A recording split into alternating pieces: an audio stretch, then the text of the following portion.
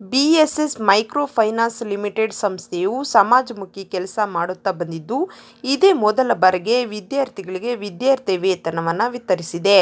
ಜಗನ್ಮೋಹನ ಪ್ಯಾಲೇಸ್ನಲ್ಲಿ ಏರ್ಪಡಿಸಿದ ಕಾರ್ಯಕ್ರಮಕ್ಕೆ ಅತಿಥಿ ಗಣ್ಯರು ದೀಪ ಬೆಳಗಿಸುವುದರ ಮೂಲಕ ಚಾಲನೆ ನೀಡಿದರು. ಪ್ರಸ್ತುತ ಈ ವರ್ಷದಲ್ಲಿ ರಾಜ್ಯದ 15 ಜಿಲ್ಲೆಗಳಲ್ಲಿ ಸುಮಾರು 3,000ಕ್ಕೂ ಹೆಚ್ಚು ವಿದ್ಯಾರ್ಥಿಗಳಿಗೆ ವಿದ್ಯಾರ್ಥಿ ವೇತನ ವಿತರಣೆ ಕಾರ್ಯಕ್ರಮ ಹಮ್ಮಿಕೊಂಡಿದ್ದು, ಮೈಸೂರು ಜಿಲ್ಲೆಯಲ್ಲಿ ಸುಮಾರು 279 ವಿದ್ಯಾರ್ಥಿಗಳು ಮತ್ತು ವಿದ್ಯಾರ್ಥಿನಿಯರಿಗೆ ವಿದ್ಯಾರ್ಥಿ ವೇತನ ನೀಡಲಾಯಿತು. ಕಾರ್ಯಕ್ರಮದಲ್ಲಿ ಲೀಡ್ ಬ್ಯಾಂಕ್ ಮ್ಯಾನೇಜರ್ ಆದಂತಹ Nagesh VS, BSS micro finance ಲಿಮಿಟೆಡ್ನ CEO S Panchakshari, Jagadish HV, Pandit Gangadhar Patil, Prashanth Kumar, Shankar, Basavaraju, Dhanaraj Kumar, Manu ಸೇರಿದಂತೆ ವಿದ್ಯಾರ್ಥಿನಿಯರು ಮತ್ತು ಪೋಷಕರು, ಇತರ ಗಣ್ಯರು ಭಾಗಿಯಾಗಿದ್ದರು.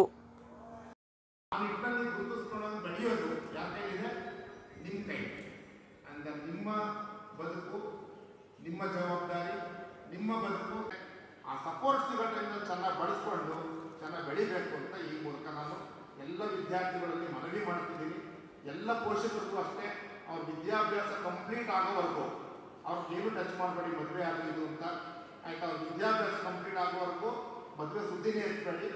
ವಿದ್ಯಾಭ್ಯಾಸ ಕನಿಷ್ಠ ಒಂದು ಡಿಗ್ರಿ ಆದಮೇಲೆ ಅವ್ರ ಮದುವೆಗೆ ಯೋಚನೆ ಮಾಡಿ ಹಾಗಂತ ಹೇಳಿ ನಿಮ್ಮೆಲ್ಲರಿಗೂ ಮನವಿ ಮಾಡಿಕೊಂಡು ನಾವು ಒಂದು ಈ ಕಾರ್ಯಕ್ರಮದಲ್ಲಿ ಪಾಲ್ಗೊಂಡು ಇಷ್ಟು ನಿಮಗೆ ಒಂದು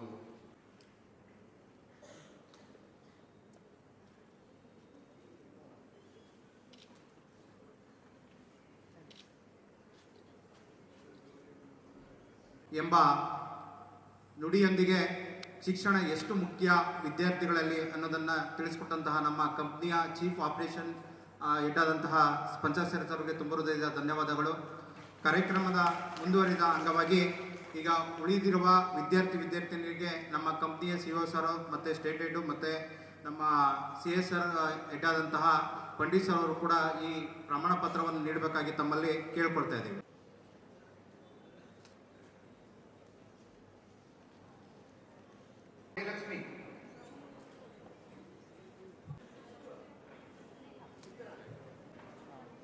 token number 7 Manasa,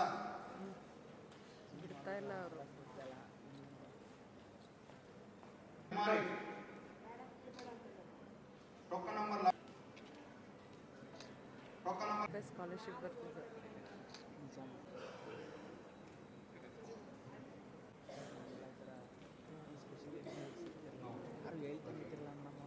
token number 16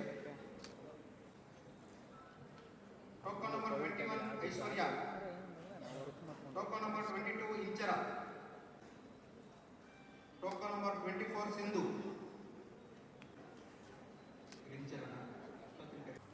ಇವತ್ತು ಈ ಮೈಕ್ರೋ ಫೈನಾನ್ಸ್ BSS ಸಂಸ್ಥೆಯ ಬಗ್ಗೆ ಈಗ ಮುತುವರ್ಜಿಯಿಂದ ಗ್ರಾಮೀಣ ಭಾಗದ ಜನರಿಗೆ ನಮ್ಮ ಸರ್ಕಾರಿ ಶಾಲೆಯ ಮಕ್ಕಳಿಗೆ ಕರೆದು ಒಂದು ವಿದ್ಯಾರ್ಥಿ ವೇತನ ಕೊಡಬೇಕು ಅನ್ನೋದು ಒಂದು ಮನಸ್ಸಿಗೆ ಬಂದಿದೆ ಇದ್ದರೆ ಅದು ಒಂದು ದೊಡ್ಡ ಮನಸ್ಸು. ನಮ್ಮ ದೇಶದ ಆರ್ಥಿಕ ವ್ಯವಸ್ಥೆ ಏನಿದೆ, ಮೊದಲು ಬರೀ ಬ್ಯಾಂಕ್ಗಳ ಮೇಲೆ ಮಾತ್ರ ಅವಲಂಬನೆ ಆಗ್ತಿತ್ತು. ಹೆಚ್ಚಾಗಿ ಗ್ರಾಮೀಣ ಭಾಗದಲ್ಲಿ ಬ್ಯಾಂಕ್ಗಳನ್ನೇ ಆಶ್ರಯ ಮಾಡ್ತಿತ್ತು. ನಂತರ ಸರ್ಕಾರ ಬದಲಾವಣೆ ತಂತು. ಈಗ ಸ್ವಸಹಾಯ ಸಂಘಗಳ ಗುಂಪು ಅನ್ನೋದು ಏನಾಯಿತು, SHG ಅಂತಂದ್ರೆ ಅದು ಬಂದ ಮೇಲೆ ಬೇರೆ ಬೇರೆ ಥರ ವ್ಯವಸ್ಥೆಗಳು ಬದಲಾಗ್ತಾ ಹೋಯಿತು. ನಂತರ ಈ ಥರ ಒಂದು ಮೈಕ್ರೋ ಫೈನಾನ್ಸ್ ಇನ್ಸ್ಟಿಟ್ಯೂಷನ್ಸ್ ಅಂದರೆ ಸಣ್ಣ ಪ್ರಮಾಣದಲ್ಲಿ ಗ್ರಾಮೀಣ ಭಾಗದ ಜನರಿಗೆ ಆರ್ಥಿಕವಾಗಿ ಹಿನ್ನಡೆ ಉಳ್ಳವರಿಗೆ ಒಂದು ಸಮಾಜದಲ್ಲಿ ಕೆಳಮಟ್ಟದಲ್ಲಿರುವಂಥ ಇವ್ರಿಗೆ ಯಾರು ನಾವೇನಂತೀವಿ ನಮ್ಮ ಸಮಾಜದಲ್ಲಿರುವಂಥ ಜನರಿಗೆ ಅವರಿಗೆ ಹತ್ತಿರವಾಗಿ ನಿಂತುಕೊಂಡು ಅವ್ರಿಗೆ ಒಂದು ಗುಂಪುಗಳು ರಚನೆ ಮಾಡಿ ಅವ್ರಿಗೆ ನೀವು ಹೇಗೆ ಉತ್ಪಾದನೆ ಮಾಡಬೇಕು ಅನ್ನೋದರಿಂದ ಹಿಡಿದು ಇವ್ರು ಹೇಳಿದಂಗೆ ಪಶುಸಂಗೋಪನೆ ಅಂದರೆ ಹಸು ಸಾಕೋದು, ಕುರಿ ಸಾಕೋದು, ವ್ಯಾಪಾರ ಮಾಡೋದು. ಅವರು 2 ಥರ ಮೈಕ್ರೋ ಫೈನಾನ್ಸ್ ಇನ್ಸ್ಟಿಟ್ಯೂಷನ್ ಇದೆ. ಒಂದು ರಿಸರ್ವ್ ಬ್ಯಾಂಕ್ ಆಫ್ ಇಂಡಿಯಾ ಕಡೆಯಿಂದ ರಿಜಿಸ್ಟ್ರೇಷನ್ ಮಾಡಿಸ್ಕೊಂಡಿರೋದು, ಇನ್ನೊಂದು ದೇವಾದಾಯಗಾರರು ನಾವು ಅದನ್ನು ಎರಡನ್ನ ಕ್ಲಿಯರ್ ಆಗಿ ನಮ್ಮ ಪ್ರಜೆಗಳು ವಿಂಗಡಣೆ ಮಾಡಬೇಕು. ಮೈಕ್ರೋ ಫೈನಾನ್ಸ್ ಇನ್ಸ್ಟಿಟ್ಯೂಷನ್ನು ಯಾರು ರಿಸರ್ವ್ ಬ್ಯಾಂಕ್ ಆಫ್ ಇಂಡಿಯಾದಲ್ಲಿ ರಿಜಿಸ್ಟರ್ ಮಾಡ್ಕೊಂಡಿದ್ದಾರೋ ಅವರು ರಿಸರ್ವ್ ಬ್ಯಾಂಕ್ ಆಫ್ ಇಂಡಿಯಾದ್ದು ಒಂದು ಸರ್ಟಿಫಿಕೇಟ್ ಇರುತ್ತೆ. ಅವರು ಹೆಚ್ಚಿನ ರೀತಿಯಲ್ಲಿ ನಿಮಗೆ ಸಮಾಜಮುಖಿಯಾಗಿ ಒಂದು ರೂಲ್ಸ್ ಮತ್ತು ರೆಗ್ಯುಲೇಷನ್ಸ್ ಒಂದು ಅದಕ್ಕೆ ಅನುಬಂಧವಾಗಿ ಒಳಪಟ್ಟುಕೊಂಡು ಕೆಲಸ ಮಾಡ್ತಿರ್ತಾರೆ. ಆ ಥರ ಸಂಸ್ಥೆಗಳು ತುಂಬ ಹಲವಾರಿದೆ. ಇದರಲ್ಲಿ ನಾನು ಮೊದಲನೇದು ನೋಡಿದ್ದೆ ಅಂದರೆ ನಿಮ್ಮ BSS ಫಿನಾನ್ಸ್ ಈ ಥರ ಒಂದು ಕಾರ್ಪೊರೇಟ್ ಸೋಷಿಯಲ್ ರೆಸ್ಪಾನ್ಸಿಬಿಲಿಟಿ ಅಂದರೆ ಸಾಮಾಜಿಕ ಜವಾಬ್ದಾರಿ ಅನ್ನೋ ಲೆಕ್ಕದಲ್ಲಿ ನೀವು ಕೆಲಸ ಮಾಡ್ತಿರೋದು ಇದು ಅಭಿನಂದನಾರ್ಹ. ದಯವಿಟ್ಟು ಇದಕ್ಕೆ ತಾವು ಸಾಕಷ್ಟು ಇದಕ್ಕೆ ಒಂದು ಪ್ರಚಾರ ಕೊಡಿ. ನನ್ನ ಸಲಹೆ ಏನಂದರೆ ನೀವು ಇದು ಮಾಡಿದ್ದೀರಿ, ಇದರ ಫೋಟೋಗ್ರಾಫ್ಸು ಇದರ ವಿವರನ ನಮ್ಮ ಜಿಲ್ಲಾ ಪತ್ರಿಕೆಗಳಿಗೆ ಹೋಗಿ ಕೊಡಿ. ಇನ್ಫ್ಯಾಕ್ಟ್ ಅದು ಅಕ್ಕನ ಬಳಗ ಸ್ಕೂಲ್ ಪಕ್ಕ ಇದೆ, ದಯವಿಟ್ಟು ಕೊಡಿ. ಜನರಲ್ಲಿ ಇರುವಂಥ ತಪ್ಪಭಿಪ್ರಾಯ ಮೈಕ್ರೋ ಫೈನಾನ್ಸ್ ಬಗ್ಗೆ ಚೇಂಜ್ ಆಗಬೇಕು. ನೀವು ಅದೇ ರೀತಿ ಮಾಡ್ತೀರಿ ನನ್ನ ಭಾವನೆ. ಮೈಕ್ರೋ ಫೈನಾನ್ಸ್ ಇನ್ಸ್ಟಿಟ್ಯೂಷನ್ಗಳು ಜನರಿಗೆ ಹತ್ತಿರ ಇರಬೇಕು. ಯಾಕಂದರೆ ಬ್ಯಾಂಕ್ ಥರ ತುಂಬ ದೊಡ್ಡ ಪ್ರೊಸೀಜರು ಅವೆಲ್ಲ ಇರಲ್ಲ, ನಿಮಗೆ ಹತ್ತಿರವಾಗಿ ಸಹಾಯ ಮಾಡಬಲ್ಲರು. ನೀವು ನಿಮ್ಮ ಮೇಲಿರುವಂಥ ಒಂದು ಅಭಿಪ್ರಾಯನ ಚೇಂಜ್ ಮಾಡ್ಕೊಳ್ಳೋಕ್ಕೆ ನಿಮ್ಮ ಕೈಯಲ್ಲೇ ಸಾಧ್ಯ. ಈಗ ಈ ಥರ ಸಮಾರಂಭಗಳು ಮಾಡಿದ್ದಾರೆ, ನೀವು ನಂತರ ಈ ಸರ್ಕಾರಿ ಅಧಿಕಾರಿಗಳನ್ನ ಇನ್ವಾಲ್ವ್ ಮಾಡ್ಕೊಳ್ಳಿ. ಆಗ ಮೈಕ್ರೋ ಫೈನಾನ್ಸ್ ಇನ್ಸ್ಟಿಟ್ಯೂಷನ್ ಬಗ್ಗೆ ಸರ್ಕಾರದ ನೀತಿ ನಿಲುವು ಬದಲಾಗತ್ತೆ. ಎಲ್ಲರೂ ಆ ಥರ ಇರೋಲ್ಲ. ಈಗ ನಿಮ್ಮ ಥರದವರು ತುಂಬ ಅಪರೂಪ ಇದ್ದಾರೆ. ಈಗ ವಿದ್ಯಾರ್ಥಿಗಳಿಗೆ ನಾವು ಕರೆದು ವೇತನ ಕೊಡೋದು ಇದು ದುಡ್ಡಿನ ವಿಷಯ ಅಲ್ಲ, ಎಷ್ಟು ದುಡ್ಡು ಕೊಡ್ತೀವಿ ಅನ್ನೋದು ವಿಷಯ ಅಲ್ಲ. ಇದು ನಿಮ್ಮ ಮನಸ್ಥಿತಿ ತೋರಿಸುತ್ತೆ. ಅಂದರೆ ನಾವು ಸಮಾಜದಲ್ಲಿ ನನಗೆ ಬರೋ ಲಾಭದಲ್ಲಿ ನಾನು ಒಂದು ಭಾಗ ಸಮಾಜಕ್ಕೆ ಕೊಡ್ತೀನಿ. ಇದೇ ಸಮಾಜದಿಂದ ನಾವು ವ್ಯಾಪಾರ ಮಾಡ್ತಿದ್ವಿ, ಇದೇ ಸಮಾಜದಿಂದ ನಾವು ಸೇವೆ ಸಲ್ಲಿಸ್ತಿದ್ವಿ, ಇದೇ ನಮ್ಮ ಕೊಡುಗೆ ಇರಬೇಕು ಅನ್ನೋದಿದೆಯಲ್ಲ, ಇದು ತುಂಬ ಉದಾತ್ತವಾದ ಗುಣ. ಇದನ್ನು ಎಲ್ಲ ರೀತಿಯ ಮೈಕ್ರೋ ಫೈನಾನ್ಸ್ ಇನ್ಸ್ಟಿಟ್ಯೂಷನ್ಗಳು ಕಲ್ತ್ಕೊಂಡ್ರೆ, ಇದೇ ಥರ ನಿಮ್ಮ ಥರ ಎಲ್ಲ ಮಾಡಿದ್ರೆ ಸರ್ಕಾರಕ್ಕೆ ನಿಮ್ಮ ಮೇಲಿರೋ ಭಾವನೆ ಚೇಂಜ್ ಆಗುತ್ತೆ. ಹಾಗಾಗಿ ದಯವಿಟ್ಟು ಇದ್ರ ಕಡೆ ಒಂದು ತಮ್ಮ ಗಮನ ಕೊಡಿ. ಎರಡನೇದು ವಿದ್ಯಾರ್ಥಿಗಳಿಗೆ ಹೇಳಬೇಕಾದ್ದು, ಈಗ ವಿದ್ಯಾರ್ಥಿಗಳು ಈಗ ನಿಮ್ಮದು SSLC ಮತ್ತು PUC ಮಾಡಿದವರು ಅಂದರೆ ಇದು ಪರ್ವಕಾಲ, ಅಂದರೆ ತುಂಬ ಇಂಪಾರ್ಟೆಂಟ್, ನಿಮಗೆ ಬಹು ಮುಖ್ಯವಾದ ನಿಮ್ಮ ಜೀವನದಲ್ಲಿ ಮುಖ್ಯವಾದ ಮಹತ್ವವಾದ ದಿನಗಳು. ದಯವಿಟ್ಟು ನೀವು ಯಾವುದೇ ರೀತಿ ಬೇರೆ ರೀತಿ ನಿಮ್ಮ ಗಮನಗಳನ್ನ ಆ ಕಡೆ ಈ ಕಡೆ ಬಿಡ್ದಂಗೆ ನೀವು ಓದಿನ ಮೇಲೆ ಕೇಂದ್ರೀಕೃತ ಮಾಡ್ಕೋಬೇಕು. SLC ಮತ್ತು PUC ಇದೆಯಲ್ಲ, ಇದು ತುಂಬ ನೀವು ನಿಮ್ಮ ಜೀವಮಾನದಲ್ಲಿ ನೀವು ಕೆಲಸಕ್ಕೆ ಸೇರೋ ತನಕ ನಂತರ ಸಹಿತ ನಿಮಗೆ ಇದು ನಿಮ್ಮ SSLC ಈ PUC ಇದೆಯಲ್ಲ, ಅದು ಇಡೀ ಜೀವನದಲ್ಲಿ ನಿಮಗೆ ಒಂದು ನಾವೇನು ಯಾರ್ಡ್ ಸ್ಟಿಕ್, ಒಂದು ಗೈಡಿಂಗ್ ಪೋಲಾಗಿ ನಿಂತ್ಕೊಂಡ್ಬಿಡುತ್ತೆ. ದಯವಿಟ್ಟು ನೀವು ತುಂಬ ಕೇರ್ಫುಲ್ ಆಗಿರಬೇಕು, ಎಚ್ಚರಿಕೆಯಿಂದ ಇರಬೇಕು. ನಾನು SSLC ಆದರೆ PUC ಮಾಡ್ತಿದ್ದೇನೆ ಅಂದರೆ ದಯವಿಟ್ಟು ಮೊದಲನೇ ದಿವಸದಿಂದ ನಿಮ್ಮ ಎಜುಕೇಷನ್ ಕಡೆ ಗಮನ ಕೊಡಿ, ನಿಮ್ಮ ಶಿಕ್ಷಣದ ಬಗ್ಗೆ.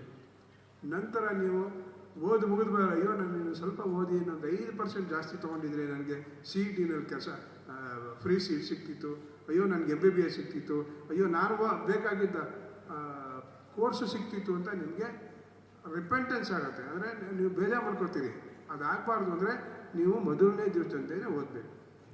ಎರಡನೇದು, ನೀವು ಈಗ ಈ ಏಜ್ ಎಂಥದ್ದು ಅಂದರೆ ಈ ಏಜಲ್ಲಿ ಈ ವಯಸ್ಸಿನಲ್ಲಿ ನೀವು ಏನು ನಿಮ್ಮ ಶಿಸ್ತು ಪಾಲನೆ ಮಾಡ್ತೀರಿ ಅದು ನಿಮಗೆ 45-50 ಆದಮೇಲೆ ನಿಮ್ಮ ಆರೋಗ್ಯ ಹೇಗಿರುತ್ತೆ ಅನ್ನೋದನ್ನು ತೀರ್ಮಾನ ಮಾಡೋದು. ನಾವು ಏನು ಈಗ 10, 15, 18, 20 ವರ್ಷದಲ್ಲಿ ನಾವು ಏನು ಶಿಸ್ತು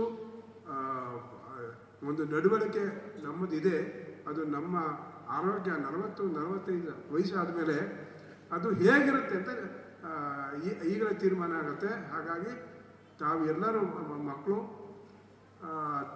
ನಿಮ್ಮ ದೈಹಿಕ ಚಟುವಟಿಕೆಗಳಿಗೆ ಅಂದರೆ ಒಂದು ವಾಕಿಂಗ್ ಮಾಡೋದು, ವ್ಯಾಯಾಮ ಮಾಡೋದು, ಒಂದು ರೀತಿಯ ಫೋಕಸ್ಡ್ ಅಟೆನ್ಷನಲ್ಲಿ ಯೋಗ ಮಾಡೋದು, ಸಂಗೀತ ಕೇಳೋದು, ಯಾವುದಾದ್ರೂ ಒಂದು ಒಳ್ಳೆ ಹವ್ಯಾಸ ಬೆಳೆಸ್ಕೊಳ್ಳೋದು, ಇದ್ರ ಕಡೆ ಗಮನ ಕೊಟ್ಟರೆ ನಮ್ಮ ಕೈಲಿರೋ ದೊಡ್ಡ ರಾಕ್ಷಸ ಇದೆಯಲ್ಲ ಯಾವುದು ನಮ್ಮ ಕೈಲಿರೋ ದೊಡ್ಡ ರಾಕ್ಷಸ ಯಾವುದು?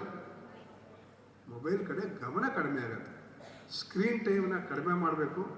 ದಯವಿಟ್ಟು ಇದನ್ನು ನಮ್ಮ ಕಿವಿ ಮಾತು ಅಂತ ತಿಳ್ಕೊಳ್ಳಿ. ಇದು ಅಡಿಕ್ಟಿವ್. ಹಿಂದೆ ಯಾರೋ ಹೇಳ್ತಿದ್ರು ಅಫೀಮು ಗಾಂಜಾ ಇದೆಯಲ್ಲ, ಅದಕ್ಕಿಂತ ಕೆಟ್ಟ ಅಭ್ಯಾಸ ಈ ಮೊಬೈಲ್ ಜೀವನ ಆಗಿದೆ.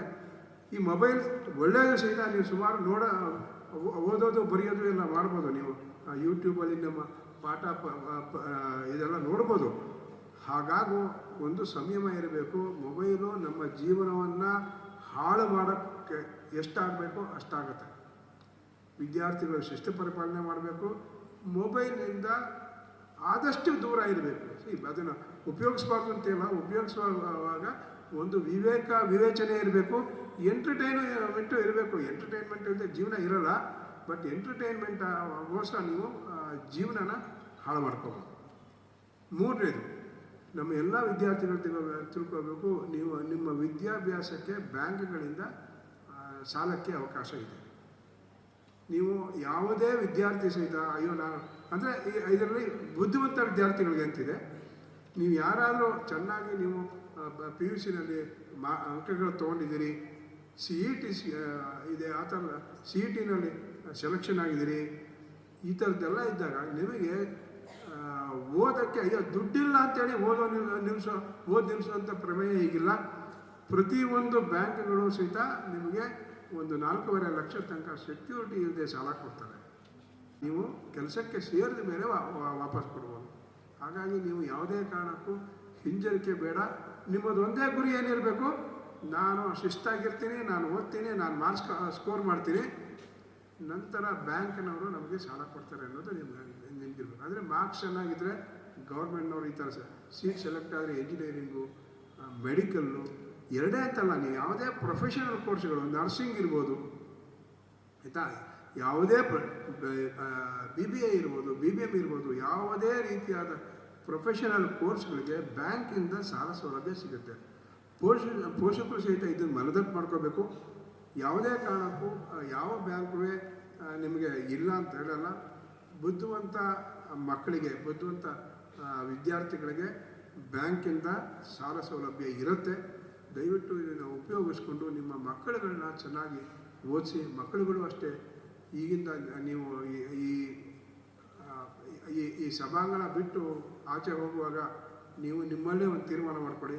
ಯಾರೋ ಅತಿಥಿಗಳು ಬಂದಿದ್ದರು, ಅವ್ರು ನಮ್ಗೆ ಹೇಳ್ತಿದ್ರು, ನನ್ನ ಈ ಕಾಲ ಪರ್ವಕಾಲ, ನಾನು ಶಿಸ್ತು ನನ್ನಲ್ಲಿ ಮೈಗೂಡಿಸ್ಕೋತೀನಿ, ನಾನು ನಾಳೆಯಿಂದ ನನ್ನ ಜೀವನದ ಕ್ರಮ ಚೇಂಜ್ ಮಾಡ್ಕೋತೀನಿ, ಓದ್ತೀನಿ, ಆಟ ಆಡ್ತೀನಿ, ಬರೀತೀನಿ, ನಂತರ ಸೃಜನಶೀಲವಾದ ಅಭ್ಯಾಸಗಳಲ್ಲಿ ತೊಡಗಿಸ್ಕೊತೀನಿ, ಒಂದು ಶಿಸ್ತುಬದ್ಧವಾಗಿರ್ತೀನಿ, ನನ್ನ ಮೊಬೈಲ್ ಟೈಮ್ನ ಕಡಿಮೆ ಮಾಡ್ಕೊತೀನಿ, ಅದನ್ನು ನಾನು ಸಕಾರಣವಾಗಿ ಯೂಸ್ ಮಾಡ್ತೀನಿ. ನಾನು ಪ್ರತಿದಿನ ನನ್ನ ಕೆಲಸ ಏನು, ಬೇರೆ ನಮ್ಗಳಿಗಾದರೆ ಉದ್ಯೋಗ ಇದೆ, ನಾವು ನಮ್ಮ ಉದ್ಯೋಗ ಬೇರೆಯವ್ರಿಗೆ ಸೇವೆ ಮಾಡೋದು, ಒಂದು ಸಂಸ್ಥೆಗೆ ಸೇವೆ ಮಾಡೋದು. ನಿಮ್ಮ ಉದ್ಯೋಗ ಏನು, ನಿಮ್ಮ ಹೋಲ್ ಟೈಮ್ ಡ್ಯೂಟಿ ನಿಮ್ಮನ್ನು ನೀವು ಚೆನ್ನಾಗಿ ಇಟ್ಕೊಳ್ಳೋದು, ನೀವು ಓದೋದು ಎರಡು. ನಮ್ಮ ಮಕ್ಕಳು ಅಂದರೆ ಇನ್ನೊಂದೇನೆಂದರೆ ನಾವು ಏನು ಓದಿಲ್ಲ, ಯಾಕಂದರೆ ನಾವು ಹಾಸ್ಟೆಲಲ್ಲಿ ಬೆಳೆದವರು. ನಮಗೆ ವಿದ್ಯಾಭ್ಯಾಸ ಅಂದರೆ ನಮಗೆ ಯಾವ ಅನುಕೂಲತೆಗಳು ನಮಗೆ ಇರಲಿಲ್ಲ ಆ ಟೈಮಲ್ಲಿ. ಯಾಕಂದರೆ ನಾವು ಹಾಸ್ಟೆಲ್ ಬೆಳೆದವ್ರಲ್ವ, ಹಾಸ್ಟೆಲಲ್ಲಿ ನಮ್ಗೆ ಅಂಥ ಸೌಕರ್ಯ ನಮ್ಗೆ ಇರಲಿಲ್ಲ. ಅದೇ ದೇವ್ರ ಕೃಪೆ, ದೇವರ ಆಶೀರ್ವಾದದಿಂದ ನಮಗೆ ಇವಾಗ ನಮ್ಮ ಹೊಟ್ಟೆಲಿ ಹುಟ್ಟಂಥ ಮಕ್ಕಳು ಚೆನ್ನಾಗಿ ಓದುವಂಥ ಎಲ್ಲ ಅವಕಾಶಗಳನ್ನು ನಮಗೆ ಮಾಡಿಕೊಡ್ತಾ ಇದ್ದಾರೆ. ಹಾಗೂ ನನಗೆ ಇನ್ನೊಂದು ವಿಶೇಷ ಏನಂದರೆ, ನಾನು ಮುಂಚೆ ಬಾಡಿಗೆ ಮನೇಲಿ ಇದ್ದೆ. ಯಾಕಂದರೆ ಬರೀ 1,500 ರೂಪಾಯಿ ನಮಗೆ ಬಾಡಿಗೆ ಕಟ್ಟೋಕ್ಕೆ ನನಗೆ ಪ್ರಾಬ್ಲಮ್ ಇತ್ತು. ಯಾಕಂದರೆ ನಮಗೆ ದುಡಿಮೆಗಳು ಅಷ್ಟು ಕಮ್ಮಿ ಇತ್ತು. ಯಾಕಂದರೆ ಮಕ್ಕಳನ್ನ ನೋಡ್ಕೋಬೇಕು, ಮನೆ ಬಾಡಿಗೆ ಕಟ್ಟಬೇಕು, ತುಂಬ ಪ್ರಾಬ್ಲಮ್ ಇತ್ತು. ಆವಾಗ ನಾವು ಸಂಸ್ಥೆಗೆ ಸೇರಿಕೊಂಡು ಆವಾಗ ನಾವು ಮೆಂಬರ್ಶಿಪ್ ಆಗಿರೋದು. ಎಷ್ಟು ಸಂಘ ಸಂಸ್ಥೆಗಳು ಒಂದು 4-5 ಕಡೆ ಸೇರಿ ನಮ್ಗೆ ಅನೇಕ ಕಡೆ ನಮಗೆ ಪ್ರಾಬ್ಲಮ್ ಆಯಿತು. ಆದರೆ ಈ ಸಂಸ್ಥೆ ನಮಗೆ ತುಂಬ ಬೆಂಬಲ ಕೊಟ್ಟೈತೆ, ನಮಗೆ ಧೈರ್ಯ ತುಂಬ ಐತೆ. ನಾವು ಇದ್ದೀವಿ, ನೀವು ಬನ್ನಿ, ನಿಮಗೆ ಏನು ಸೌಲಭ್ಯ ಬೇಕು ನಿಮಗೆ ಸಹಕರಿಸ್ತೀವಿ ಅಂತ ಎಷ್ಟು ನಮಗೆ ಬೆಂಬಲ ಕೊಟ್ಟಿದ್ದಾರೆ. ಪ್ರತಿ ಮಂಗಳವಾರ 15 ದಿನಕ್ಕೊಂದ್ಸತಿ ನಮ್ಮ NR ಜಿಲ್ಲೆಯಲ್ಲಿ ಒಂದು ಮೀಟಿಂಗ್ ನಡೀತಿದೆ. ಆ ಮೀಟಿಂಗಲ್ಲಿ ಪ್ರತಿಯೊಬ್ಬೊಬ್ಬರು ಸರ್ ಅಥವಾ ಯಾರೇ ಬಂದರೂ ಸಹ ಎಷ್ಟು ಮಾಹಿತಿ ಕೊಡ್ತಾರೆ ಅಂದರೆ ನಮಗೆ ವಿದ್ಯಾಭ್ಯಾಸ ನಮಗೆ ಗೊತ್ತಿಲ್ಲರೂ ಸಹ ಅವ್ರು ಅಷ್ಟು ನಮಗೆ ಅರ್ಥ ಆಗಂಗೆ ನಮಗೆ ಹೇಳ್ಕೊಡ್ತಾರೆ. ಆಮೇಲೆ ಮಕ್ಕಳ ವಿದ್ಯಾಭ್ಯಾಸ ಆಗಿರ್ಬೋದು, ನಮಗೆ ಅನುಕೂಲತೆಗೆ ಆಗಿರ್ಬೋದು, ನಮ್ಗೆ ಏನು ಸೌಲಭ್ಯ ಬೇಕು ಪ್ರತಿಯೊಂದು ನಮ್ಗೆ ಹೇಳ್ಕೊಡ್ತಾರೆ. ನಮಗೆ ಸಹಾಯ ಆಗಿದೆ ಈ ಸಂಸ್ಥೆ ಕಡೆಯಿಂದ. ಇನ್ನೊಂದು ನಾನು ನಿಜಕ್ಕೂ ನಾನು ನೆನೆಸ್ತಿರ್ಲಿಲ್ಲ ನನ್ನ ಮಕ್ಕಳಿಗೆ ಸ್ಕಾಲರ್ಶಿಪ್ ಕೊಡ್ತಾರೆ ಅಂತ.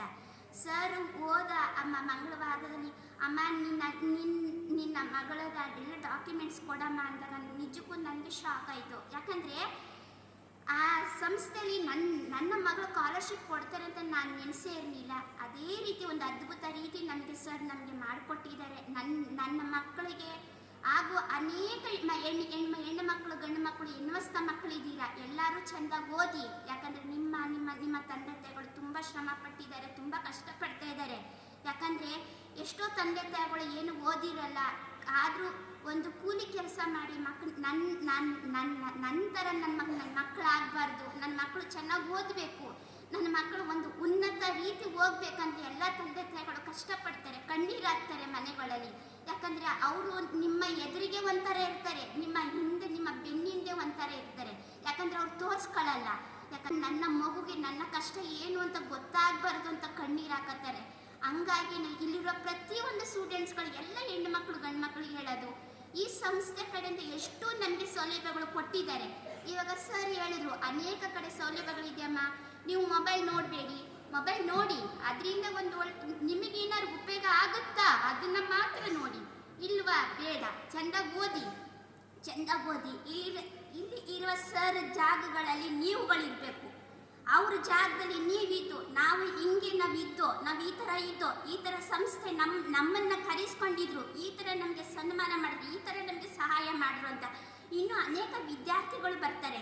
ನಿಮ್ಮ ಕೈ ಕೆಳಗಡೆ ಇರುವಂಥ ವಿದ್ಯಾರ್ಥಿಗಳು ಬರ್ತಾರೆ, ಅವ್ರಿಗೆ ನೀವು ಹೇಳಬೇಕು, ನಾನು ಈ ಥರ ಇದ್ದೆ, ನನಗೆ ಈ ಥರ ಬೆಂಬಲ ಕೊಟ್ಟರು, ನಮ್ಮ ತಂದೆ ತಾಯಿಗಳು ನಮ್ಮನ್ನು ಕರ್ಕೊಂಡು ಹೋದ್ರು, ನಮಗೆ ಈ ಥರ ನಮಗೆ ಸಹಾಯ ಮಾಡಿದ್ರು, ಈ ಸಂಸ್ಥೆ ಕಡೆಯಿಂದ ನಮಗೆ ಸಹಾಯ ಆಗಿದೆ, ನೀವುಗಳು ಸಹಾಯನ ಪಡೆದುಕೊಳ್ಳಿ ಅಂತ ನೀವು ಅವ್ರಿಗೆ ಹೇಳ್ಬೇಕು. ಕಾಲು ಚಾಚಬೇಕು ಅಂತ. ಹೌದಾ? ಹೊಟ್ಟೆ ಎಷ್ಟಷ್ಟೇ ಊಟ ಮಾಡಬೇಕಂತೆ, ಏನು ಹಾಸಿಗೆ ಇದ್ದಷ್ಟೇ ಕಾಲು ಚಾಚಬೇಕಂತೆ. ಸಾಲ ಕೊಡ್ತಕ್ಕಂಥ ಸಂಸ್ಥೆಗಳು ಬೇಕಾದಷ್ಟಿದ್ದಾವೆ, ನಿಮಗೆಲ್ರಿಗೂ ಗೊತ್ತಿದೆ ಅದು. ಆದರೆ ನಮಗೆ ಎಷ್ಟು ಶಕ್ತಿ ಇದೆಯೋ ಅಷ್ಟು ಮಾತ್ರ ಸಾಲ ತಗೊಳ್ಬೇಕು, ಯಾರೇ ಆಗಿರ್ಬೋದು. ಶಕ್ತಿ ಮೀರಿ ಸೌಲಭ್ಯ ತಗೊಳ್ಬಾರ್ದು. ಹೌದಾ? ಸಾಲನ ನಾವು ತೀರ್ಸೋವಷ್ಟು ಮಾತ್ರ ಮಾಡಬೇಕು. ಅಂದರೆ ನಾವು ಸಾಲನ ತೀರ್ಸೋವಷ್ಟು ಮಾತ್ರ ಮಾಡಬೇಕು, ಆದರೆ ನಾವೇ ತೀರಿ ಹೋಗೋವಷ್ಟು ಸಾಲ ಮಾಡಬಾರ್ದು. ಒಪ್ಕೊಳ್ತೀರಾ? ನಮ್ಮ ಕೈಲಿ ಎಷ್ಟಾಗುತ್ತೋ ಅಷ್ಟು ಮಾತ್ರ ತಗೊಳ್ಬೇಕು. ಅದರಿಂದ ಬೇರೆ ಬೇರೆ ಕಾರ್ಯಗಳು ಅತಾಚುರ್ಯಗಳಿಗೆ ಅವಕಾಶ ಆಗದಷ್ಟು ತಗೋಬಾರ್ದು. ಯಾಕಂದರೆ ನೀವು ಯಾರು ಅಂತ ನಮಗೆ ಗೊತ್ತಿಲ್ಲ, ನಾವುಗಳು ಯಾರು ಅಂತ ನಿಮಗೆ ಗೊತ್ತಿಲ್ಲ. ಇವತ್ತು ಅಪ್ಪ ಮಕ್ಕಳನ್ನ ನಂಬಲ್ಲ, ಮಕ್ಕಳನ್ನ ಅಪ್ಪ ನಂಬಲ್ಲ, ಎಡಗೈ ಬಲಗೈ ನಂಬಲ್ಲ, ಎಡಗೈ ನಂಬಲ್ಲ. ಆತದ್ರಲ್ಲಿ ನಿಮ್ಮ ಯಾವುದೇ ರೀತಿ ಆಧಾರ, ಮನೆ ಅಡಮಾನ ಇರ್ಬೋದು, ಯಾವುದೇ ರೀತಿ ದಾಖಲಾತಿಗಳನ್ನ ತಗೊಳ್ದಲೆ ಒಂದು ನಂಬಿಕೆ ಮೇಲೆ ಸೌಲಭ್ಯಗಳನ್ನ ಕೊಡ್ತಾ ಇದ್ದೀವಿ. ಇದನ್ನು ಉಳಿಸ್ಕೊಳ್ಳೋದು ಯಾರ ಕೈಯಲ್ಲೈತೆ?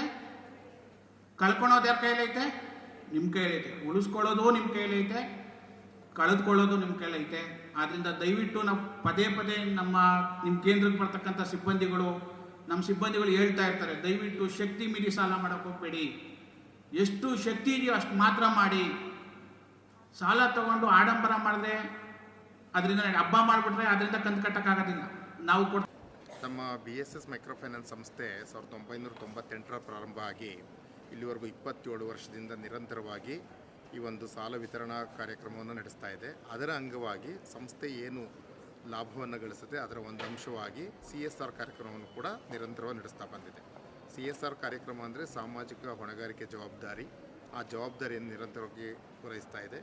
ಅದರ ಅಡಿಯಲ್ಲಿ ನಾವು ಮುಖ್ಯವಾಗಿ ಗ್ರಾಮೀಣ ಆರೋಗ್ಯ, ಗ್ರಾಮೀಣ ಶಿಕ್ಷಣ ಮತ್ತು ಗ್ರಾಮೀಣ ಹೈನುಗಾರಿಕೆಗೆ ಸಂಬಂಧಪಟ್ಟಂಥ ಆರ್ಥಿಕತೆಯನ್ನು ವೃದ್ಧಿಗೊಳಿಸೋದು ನಮ್ಮ ಸಂಸ್ಥೆ ಮುಖ್ಯ ಉದ್ದೇಶ. ಕಳೆದ ಹಲವಾರು ವರ್ಷಗಳಲ್ಲಿ ನಿರಂತರವಾಗಿ ನಾವು ಸರ್ಕಾರಿ ಶಾಲೆಗಳಿಗೆ ಅಂದಾಜು 5,000 ಸರ್ಕಾರಿ ಶಾಲೆಗಳಿಗೆ ಕರ್ನಾಟಕದಲ್ಲಿ ಒಂದು ಇನ್ಫ್ರಾಸ್ಟ್ರಕ್ಚರ್ ಮೂಲಸೌಕರ್ಯ ಅಭಿವೃದ್ಧಿಗೋಸ್ಕರ ಒಂದು ಶಾಲೆಗಳಿಗೆ ಡೆಸ್ಕು, ಚೇರು ಮತ್ತು ಸ್ಮಾರ್ಟ್ ಲ್ಯಾಬ್, ಕಂಪ್ಯೂಟರ್ಸ್ ಈ ರೀತಿಯಾದಂಥ ಸಲಕರಣೆಗಳನ್ನ ಕೊಡ್ತಾ ಬಂದಿದ್ದೀವಿ. ಇನ್ನು ಗ್ರಾಮೀಣ ಹೈನುಗಾರಿಕೆ ಲೈಫ್ ಅನ್ನೋ ಒಂದು ಸಂಸ್ಥೆ ಜೊತೆಗೂಡಿ ಕಳೆದ 3 ವರ್ಷಗಳಿಂದ ನಿರಂತರವಾಗಿ ಹೈನೋದ್ಯಮವನ್ನು ಪ್ರೋತ್ಸಾಹ ನಿಟ್ಟಿನಲ್ಲಿ ಗ್ರಾಮೀಣ ರೈತರಿಗೆ ಕನಿಷ್ಠ ಒಂದು 60,000 ರಿಂದ 70,000 ಆದಾಯ ಬರೋ ರೀತಿ ಒಂದು ಆರ್ಟಿಫಿಷಿಯಲ್ ಇನ್ಸಮಿನೇಷನ್ ಕಾರ್ಯಕ್ರಮವನ್ನು ಹಮ್ಮಿಕೊಂಡು ಕೃತಕ ಗರ್ಭಧಾರಣೆ ಮೂಲಕ ಒಂದು ಹಸುಗಳ ಹೆಣ್ಣು ಕರುಗಳ ಒಂದು ಉತ್ಪಾದನೆಗೆ ಕೈ ಜೋಡಿಸಿದ್ದೀವಿ. ಇನ್ನು ಗ್ರಾಮೀಣ ಆರೋಗ್ಯಕ್ಕೆ ಸಂಬಂಧಪಟ್ಟಂತೆ ಅಪೋಲೋ ಗ್ರೂಪ್ ಆಫ್ ಹಾಸ್ಪಿಟಲ್ಸ್ ಅವ್ರ ಜೊತೆ ಕೈ ಜೋಡಿಸಿ ಒಂದು ಮೊಬೈಲ್ ವ್ಯಾನ್ಗಳನ್ನ ಒಂದು 6 ಜಿಲ್ಲೆಯಲ್ಲಿ ನಾವು ಜಾರಿಗೆ ತಂದು ಅದು ಹಳ್ಳಿಗಳಲ್ಲಿ ಜನಗಳ ಒಂದು ಆರೋಗ್ಯನ ಚೆಕಪ್ ಮಾಡೋದ್ರ ಮೂಲಕ ಅವರ ಆರೋಗ್ಯ ಉತ್ತಮಪಡಿಸೋದಕ್ಕೆ ಒಂದು ಶ್ರಮ ವಹಿಸ್ತಾ ಇದೆ. ಈ ನಿಟ್ಟಿನಲ್ಲಿ ಕಾರ್ಯಕ್ರಮ ನಡೆಸ್ತಾ ಇದ್ದೀವಿ. ಈ ವರ್ಷ ನಾವು ಈ ಗ್ರಾಮೀಣ ಭಾಗದ ಸರ್ಕಾರಿ ಶಾಲೆಯಲ್ಲಿ ಓದಿರ್ತಕ್ಕಂಥ ಮಕ್ಕಳುಗಳಿಗೆ ನಮ್ಮ ಗ್ರಾಮೀಣ ಶಿಕ್ಷಣದ ಅವಶ್ಯಕತೆಯನ್ನು ಗಮನದಲ್ಲಿಟ್ಟುಕೊಂಡು ಗ್ರಾಮೀಣ ಭಾಗದ ಮಕ್ಕಳನ್ನು ಪ್ರೋತ್ಸಾಹಿಸೋ ದೃಷ್ಟಿಯಿಂದ ಈ ವರ್ಷ ಮೊದಲನೇ ಬಾರಿಗೆ ನಾವು ಈ ಒಂದು ಸ್ಕಾಲರ್ಶಿಪ್ ಅಂದರೆ ವಿದ್ಯಾರ್ಥಿ ವೇತನ ವಿತರಣಾ ಕಾರ್ಯಕ್ರಮಗಳನ್ನು ಸಹ ಒಂದು 16 ಜಿಲ್ಲೆಗಳಲ್ಲಿ ಒಂದು 5,000 ಮಕ್ಕಳುಗಳಿಗೆ ನಾವು ವಿತರಣೆ ಮಾಡಬೇಕು ಅಂತ ಕಾರ್ಯಕ್ರಮವನ್ನು ಹಮ್ಮಿಕೊಂಡಿದ್ದು, ಅದರಂತೆ ಈಗಾಗಲೇ 12 ಜಿಲ್ಲೆಗಳಲ್ಲಿ ಈ ಕಾರ್ಯಕ್ರಮವನ್ನು ಮುಗಿಸಿ ನಾವು ಇನ್ನು ಉಳಿದಂಥ 2-3 ಜಿಲ್ಲೆಗಳನ್ನು ಕೂಡ ಶೀಘ್ರದಲ್ಲೇ ಮಾಡ್ತೀವಿ. ಈ ಗ್ರಾಮೀಣ ವಿದ್ಯಾರ್ಥಿ ವೇತನವನ್ನು ಈ ವರ್ಷ ಪ್ರಾರಂಭಿಸಿ ಇನ್ನು ನಿರಂತರವಾಗಿ 4,500 ರಿಂದ 10,000 ಮಕ್ಕಳಿಗೆ ಪ್ರತಿ ವರ್ಷ ಕೊಡಬೇಕು ಅನ್ನೋದು ಸಂಸ್ಥೆ ಸಾಮಾಜಿಕ ಹೊಣೆಗಾರಿಕೆ ಜವಾಬ್ದಾರಿ ಈ ಕಾರ್ಯಕ್ರಮವನ್ನು ನಡೆಸ್ತಾ ಬಂದಿದ್ದೀವಿ. ಹಾಗಾಗಿ ಇದು ಕಳೆದ 10-12 ವರ್ಷಗಳಿಂದ ನಿರಂತರವಾಗಿ CSR ಕಾರ್ಯಕ್ರಮದಡಿ ಗ್ರಾಮೀಣ ಶಿಕ್ಷಣ, ಗ್ರಾಮೀಣ ಆರ್ಥಿಕತೆ, ಹೈನೋದ್ಯಮ ಮತ್ತು ಗ್ರಾಮೀಣ ಆರೋಗ್ಯ ಇದರ ತತ್ವದಡಿ ಕಾರ್ಯಕ್ರಮವನ್ನು ನಿರಂತರವಾಗಿ ನಡೆಸ್ತಾ ಬಂದಿದ್ದೀವಿ. ಮಾನದಂಡಗಳನ್ನ ನಿಗದಿಪಡಿಸ್ಕೊಂಡಿದ್ದೀವಿ. ಮುಖ್ಯವಾಗಿ ಮೊದಲನೇ ಮಾನದಂಡ ಸರ್ಕಾರಿ ಶಾಲೆಗಳ ಮಕ್ಕಳಿಗೆ ಮಾತ್ರ. ಎರಡನೇ ಮಾನದಂಡ ಬಂದು ಅಂಕಗಳು ಕೂಡ ನಿಗದಿಯಾಗಿದೆ. ಅಂಕಗಳು ಕನಿಷ್ಠ 60%. ಗ್ರಾಮೀಣ ಭಾಗದಲ್ಲಿ ಸೌಕರ್ಯಗಳ ಕೊರತೆಯಿಂದಾಗಿ ಅತಿ ಹೆಚ್ಚು ಅಂಕಗಳನ್ನ ನಗರದ ಜೊತೆ ಫೈಟ್ ಮಾಡೋಕ್ಕೆ ಸಾಧ್ಯ ಆಗದೇ ಇರ್ಬೋದು. ಅದನ್ನು ಗಮನದಲ್ಲಿಟ್ಕೊಂಡು 60% ಅಂಕಗಳನ್ನ ಗಳಿಸಿದ್ರೂ ಸಹ ಅವ್ರಿಗೆ ನಾವು ಈ ಸ್ಕಾಲರ್ಶಿಪ್ ವಿತರಣಾ ಕಾರ್ಯಕ್ರಮಕ್ಕೆ ನಾವು ಅವ್ರನ್ನ ಆಯ್ಕೆ ಮಾಡ್ಕೊಳ್ತೀವಿ. 2 ಮಾನದಂಡಗಳ ಆಧಾರದ ಮೇಲೆ ನಾವು ಒಂದು 300 ವಿದ್ಯಾರ್ಥಿಗಳನ್ನ ಈ ಮೈಸೂರು ಜಿಲ್ಲೆಯಲ್ಲಿ ಈ ವರ್ಷ ನಾವು ಆಯ್ಕೆ ಮಾಡಿದ್ದೀವಿ. ಸರ್, KS ಆ ಥರ ಓದೋರು ಕನಸುಗಳಿರ್ತದೆ ಸರ್ ಬಡವ್ರ ಮಕ್ಕಳಿಗೆ. ನಿಮ್ಮ ಸಂಸ್ಥೆಯಿಂದ ಮುಂದಿನ ದಿನಗಳಲ್ಲಿ ಆ ಥರ ಯಾವುದಾದ್ರು ಯೋಜನೆಗಳಿದೆಯಾ? ಹೌದು, ಆ ಒಂದು ಯೋಜನೆ ಕೂಡ ನಾವು ಆಲೋಚನೆ ಮಾಡ್ತಾ ಇದ್ದೀವಿ. ಆ ನಿಟ್ಟಿನಲ್ಲಿ ಜಿಲ್ಲೆಗೆ ಒಂದು ಮಾದರಿ ಶಾಲೆ ಮಾಡ್ತಾ ಇದ್ದೀವಿ ಈ ವರ್ಷ. ಅದೇ ರೀತಿ ಜಿಲ್ಲೆಗೆ ಒಂದು ಸ್ಪರ್ಧಾತ್ಮಕ ಕೇಂದ್ರಗಳನ್ನು ಕೂಡ ಮುಂದೆ ತೆರೆಯೋದ್ರ ಮೂಲಕ ಗ್ರಾಮೀಣ ಮಕ್ಕಳಿಗೆ ಉಚಿತವಾಗಿ ಅವರು ಈ ಸ್ಪರ್ಧಾತ್ಮಕ ಯುಗದಲ್ಲಿ ಸ್ಪರ್ಧಾತ್ಮಕ ಪರೀಕ್ಷೆಗಳನ್ನ ಎದುರಿಸೋ ನಿಟ್ಟಿನಲ್ಲಿ ತಯಾರಿ ನಡೆಸಬೇಕು ಅನ್ನೋದು ಕೂಡ ನಾವೊಂದು ಆಲೋಚನೆ ಇದೆ ಸಂಸ್ಥೆಯಲ್ಲಿ. ಕೆಲವು ದಿನಗಳ ನಂತರ ಮುಂದಿನ ವರ್ಷಗಳಲ್ಲಿ ಅದನ್ನು ಕೂಡ ಕಾರ್ಯಗತಗೊಳಿಸ್ತೇವೆ. ಇವತ್ತು ಎಷ್ಟು ಜನಕ್ಕೆ? ಅದು ಇಂತಿಷ್ಟೇ ಜನಕ್ಕೆ ಈಗಲೇ ಅಂತ ತೀರ್ಮಾನ ಮಾಡೋಕ್ಕಾಗಲ್ಲ. ಅದು ಇನ್ನೂ ಆಲೋಚನೆಗಳು ನಡೀತಾ ಇದೆ. ಖಂಡಿತ ಆ ನಿಟ್ಟಿನಲ್ಲಿ ಕಾರ್ಯನಿರ್ವಹಿಸಿ ಅತಿ ಹೆಚ್ಚಿನ ಜನಗಳನ್ನ ಕವರ್ ಮಾಡೋದಕ್ಕೆ, ನಾವು ವಿದ್ಯಾರ್ಥಿಗಳು ಕವರ್ ಮಾಡೋದಕ್ಕೆ ಕ್ರಮ ತಗೊಳ್ತೀವಿ. ನಿಮ್ಮ ಹೆಸರು ಎಸ್ ಪಂಚಾಕ್ಷರಿ ಅಂತೇಳಿ. ನಾನು ಈ ಸಂಸ್ಥೆಯಲ್ಲಿ ಕಳೆದ 27 ವರ್ಷಗಳಿಂದ ಕಾರ್ಯನಿರ್ವಹಿಸ್ತಾ ಇದ್ದೀನಿ. ನಾನು ಇಲ್ಲಿ ಚೀಫ್ ಆಪರೇಷನ್ಸ್ ಆಫೀಸರ್ ಆಗಿ ಕಾರ್ಯನಿರ್ವಹಿಸ್ತಾ ಇದ್ದೀನಿ ಹೆಡ್ ಆಫೀಸ್ನಲ್ಲಿ. Nandini, Bharat news TV, Mysuru.